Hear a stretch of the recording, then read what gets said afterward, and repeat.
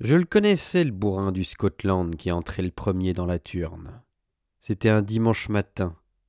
Il est arrivé tête en bois rose et mains dans les poches. Il n'a pas demandé après personne. Il est entré, comme chez lui. Il est monté jusqu'au troisième. On avait percuté le tuyau, ceux d'en haut faisaient gaffe. Il a passé sous la trappe, il a fait semblant de rien remarquer. Il est redescendu dans le salon. Il est allé regarder Cantalou dans les yeux. Il n'avait pas de warrant pour faire l'inquisiteur aussi, pas de mandat, c'est-à-dire. Il se permettait tout, d'autorité. Il fallait que notre peau de vache vaille plus bien cher pour qu'on permette d'être si désinvolte avec nous, surtout un dimanche matin. Il est parti finalement, après être passé par la cuisine encore et avoir fumé nos cigarettes. Il a caressé Mioup en passant. En somme, il avait fait l'inventaire. On était tous là d'ailleurs, sauf Yorick, parti au service presbytérien. On s'est demandé s'il venait pour la société Wesleyenne, le bourg, ou de la secrète anglaise pour la police militaire. On avait bien des intérêts partout, nous autres. C'était tout à fait mauvais, ces visites domiciliaires.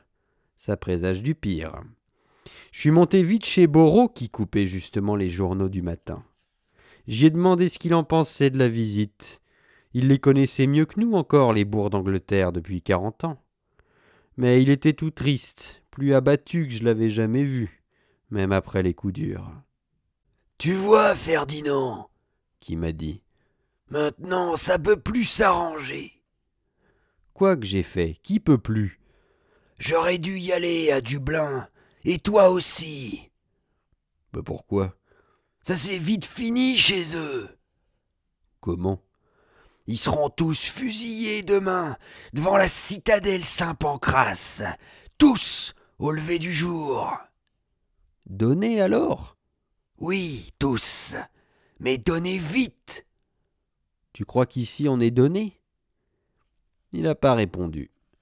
Hugenbitz s'écoutait de ses deux énormes esgourdes. Il en grelottait. Quant à Lou, il essayait de remonter le courant. Ils veulent nous faire ça à la terreur, les potes. Ils veulent qu'on se donne nous-mêmes. Qu'on se mette à manger notre lard en famille. Ils veulent pas nous perdre avant qu'on aille retourner notre sac. Ils bluffent, quoi. Ils savent pas ce qu'il y a dedans. Moi non plus, je savais pas trop ce qu'il y avait dedans. La fausse monnaie, on n'en faisait sûrement plus dans la carrée. On avait fini d'en passer. On vivait bien assez avec le tapin. Trop bien même, que repiquait toujours Quanta. Trop bien, c'est ça qui nous fera basculer. On est trop lourd, Ferdinand, on est trop lourd, Ferdinand. C'est connu que les filles coupent des branches quand c'est trop lourd. Tu vois, Trésoré et gendarmes et Ursule même, ils en ont jamais assez. Ils sentent pas. C'est comme ça qu'on se crève. Tu verras. Il y avait de la mesure chez Cantalou. C'est par là même qu'il les enculait tous. Mais il voulait pas se rendre à son avis pour la modération. Ils avaient jamais trop de gagneuses au tapin. Envers et contre tout, ils se faisaient remarquer. C'était leur vice, surtout pour l'Angleterre. C'est par où on pêche qu'on périt. Bien. Voilà donc que ça continuait, tout tant bien que mal. C'est l'époque où la Russie prenait de grandes défaites. Fallait reformer les bataillons en Champagne. Les hommes s'en donnaient de les tripes à cœur joie avec des mutineries. Même à s'amuser avec les éplins, ils commençaient à se croire indispensables. Même que ce serait pas suspect, on était plus à son aise pour se promener dans la rue sans uniforme. Parce que, gloire ou pas, c'est là alors que c'est devenu du drame, qu'on pouvait plus donner à nos mômes de la promenade aux environs, comme d'habitude, les sortir fin de la semaine, faire du canot quand il fait beau jusqu'à Richmond et Taplord, où il y a de la rivière roucoulante et des petits détours pleins d'oiseaux, et des bijoux d'auberge, comme au théâtre. Alors elles faisaient vilain les mômes, avec l'été.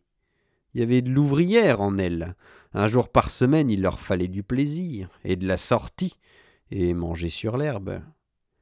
Même la Joconde abarrait comme ça, toute crachante des poumons, vers un policeman qui pouvait l'emmener, lui, bien libre, à Cambridge, un jour sur 6 croûter le pâté de viande et les endives à la crème. Trésor pouvait plus y aller. C'était son rêve plus fort que sa vie d'aller à Cambridge manger sur l'herbe. En plus du policeman, elle emmenait Mabel, la bonne, et Mewp, le petit chat, dans le panier.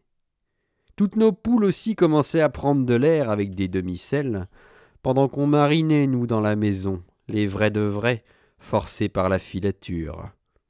C'était une espèce d'étranglement. La Joconde, elle aimait mieux que Trésor et lui coupe la main entière, qu'elle crève en chemin de fer en toussant sa vie un bon coup. Mais elle aurait pas raté son séjour sur l'herbe pour tous les maquereaux du monde.